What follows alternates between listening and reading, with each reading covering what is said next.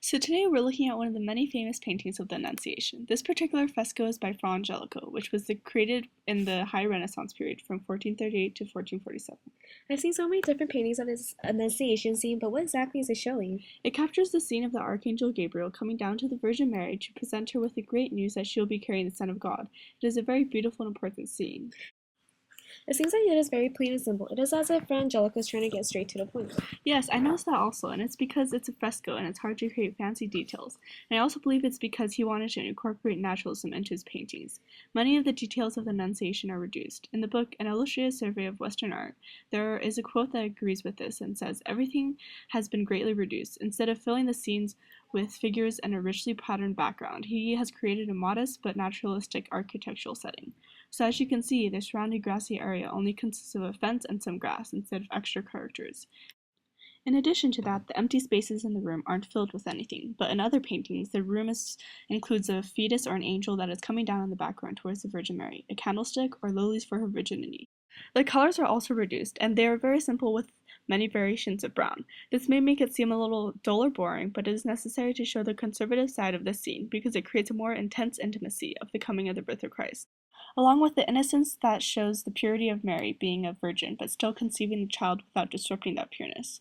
So going into more detail with the painting, there is some linear perspective used here in their clothing and the columns. Do you see it? Yes, I can see that their clothing is draping down in a way to seem three-dimensional with all the folds and creases. I noticed that the columns are also arranged in a way to show that there is indeed a ceiling and an open space.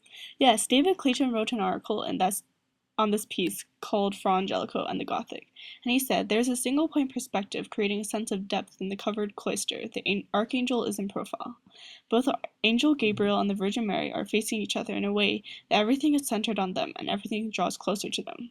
So I'm guessing from this painting, Fra Angelico was a religious man. He was actually a Dominican, which is part of the Catholic religion, and this connects him to the spirituality of this painting. He created this fresco to be part of the decoration of the walls in the convent of San Marco, and it was made to be devotional, not dramatic. This artwork is called The Birth of Venus and painted by Sandro Botticelli in 1486 in the early Renaissance. As you can see here, the woman in the middle is Venus. Yes, indeed, but who are the figures on the left and right of Venus?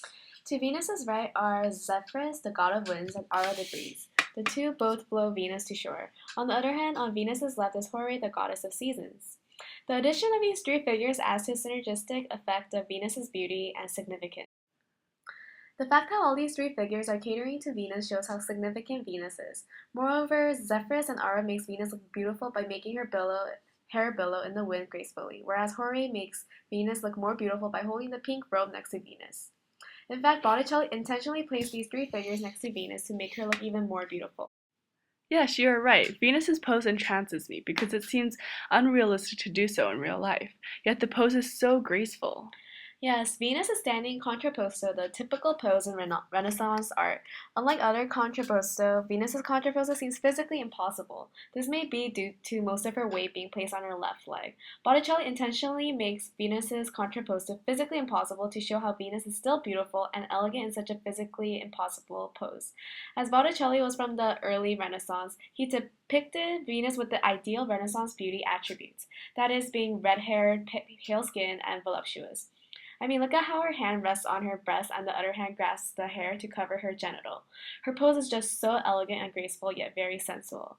According to the author, Walter Pater, of the book The Renaissance Studies in Art and Poetry, Botticelli has a penchant for depicting men and women in a character of loveliness and energy. Oh, I can see now why this painting is so beautiful. However, I noticed that this painting is somewhat dreary despite the overall beauty of it. For instance, the landscape behind Hore and the water that touches the shell are darkly colored in contrast to the bright colors of the rest of the painting. Yes, you are right. According to Walter Pater, Botticelli was interested in men and women's mixed and uncertain condition, how they're always attractive, yet he was saddened perpetually by the shadow upon them of the great things from which they shrink. His being saddened by the shadow upon men and women may explain the dreary spots you have pointed out in the painting. Botticelli paints the story of the goddess of pleasure in other episodes besides that of her birth from the sea, but never without some shadow of death in the grave flesh and wan flowers. It's interesting how Venus is on a shell. Yes, this brings us to what Venus may represent. According to the author Jane Long of the article Botticelli's Birth of Venus as Wedding Painting, Venus may represent not only love but also wedding. Before I tell you how shell is connected to wedding, the Greek word for shell is katis. Likewise, the same word holds the meaning of vulva. Vulva means external genital organs of the female, so the image is an explicit reference to the goddess's sexuality. In fact, the earliest literary reference to the goddess's birth from a shell is found in Plato's Rudens, where the event serves as a symbol of procreation and fertility. Procreation and fertility are appropriately associated with married women. Moreover, Roman tradition identifies Venus by her unbound hair and nudity in which she is able to arouse the newlyweds. Venus is especially marked by sensuality. Look at what her hands cover, her billowing hair, the fact that she is nude and the falling flowers around her. This altogether makes Venus sensual. Venus riding on her shell is not only erotic but also bride-like because the shell's enabling Venus's arrival to shore marks the bride's arrival at her nuptial bed. This may explain why Venus is so sensual and erotic, that is to arouse and promote sexual pleasure. Hence, Venus is significant not only just for the wedding ceremony but also the consummation that follows it.